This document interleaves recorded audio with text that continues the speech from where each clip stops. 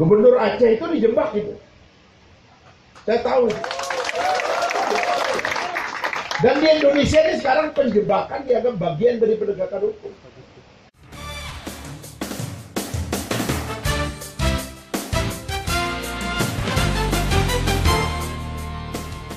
Sudah kita tinggalkan di zaman dulu. Pencarian alat bukti melalui operasi intelijen itu haram dalam negara demokrasi dan haram dalam agama. Wala tajassasu ayuhibbu ahadukum ayyakula lahma akhihi maita fakarihtumuhu. Mengintip, ya. Itu kerjaan malaikat itu. Malaikat lapornya pada Allah. Makanya di dalam tradisi negara hukum itu kerjaan hakim. Diberikan order oleh hakim kepada lembaga intelijen yang boleh memakai hanya satu orang, Presiden Republik Indonesia, Presiden negara itu.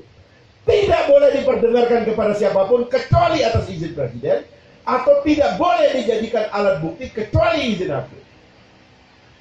Sekarang ini seenaknya aja orang ngintip. Bahkan orang dijebak. Gubernur Aceh itu dijebak itu. Saya tahu. Dan di Indonesia ini sekarang penjebakan dianggap bagian dari penegakan hukum. Karena ada pasal di dalam undang-undang psikotropika itu tentang kontrol delivery. Itu dalam undang-undang psikotropika. Narkoba. Narkoba itu barang haram. Siapa yang pegang dia pidana. Tetapi uang bukan barang haram, Bung. Anda nggak boleh pakai pasal kontrol delivery di situ, nggak boleh. Tapi itu semua banyak diberlakukan begitu. Bahkan penyogoknya ditangkap dulu sehari sebelumnya, setelah itu dipaksa suruh menyerahkan uang, lalu orang ditangkap. Apa negara hukum yang kita mau begini? Kita boleh bangga-bangga tepuk-tepuk dada, tapi negara jadi rusak. Saya sudah mengingatkan Presiden 5 kali soal ini.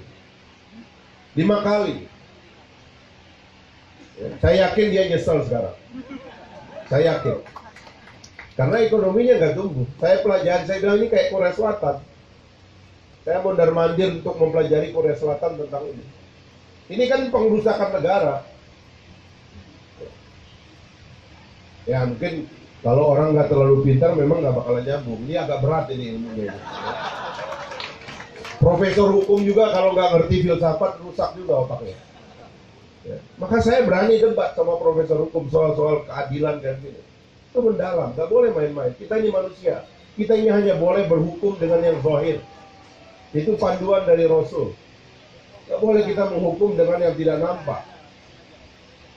Maka penyadapan itu bukan pekerjaan. Lahirlah undang-undang intelijen di Indonesia. Dalam undang-undang intelijen jelas dikatakan itu tadi yang saya katakan. Intelijen itu, ya, alat bukti intelijen, hasil otak intelijen tidak boleh digunakan sebagai alat bukti. Titik itu. Itu hanya boleh dipakai untuk presiden.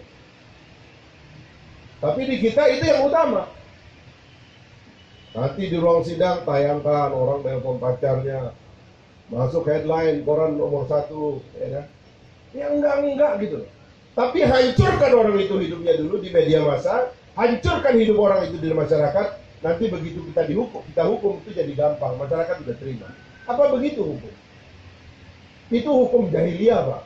Ya. Itu sebelum Nabi Muhammad lahir itu hukum. Nah ini sekali lagi ngurus negara itu berat, kata Dilan. Makanya dia nggak sanggup sebenarnya. Ya. Berat. Anda mengerti nggak bagaimana mendrive supaya polisi Anda menegakkan negara hukum? Once again.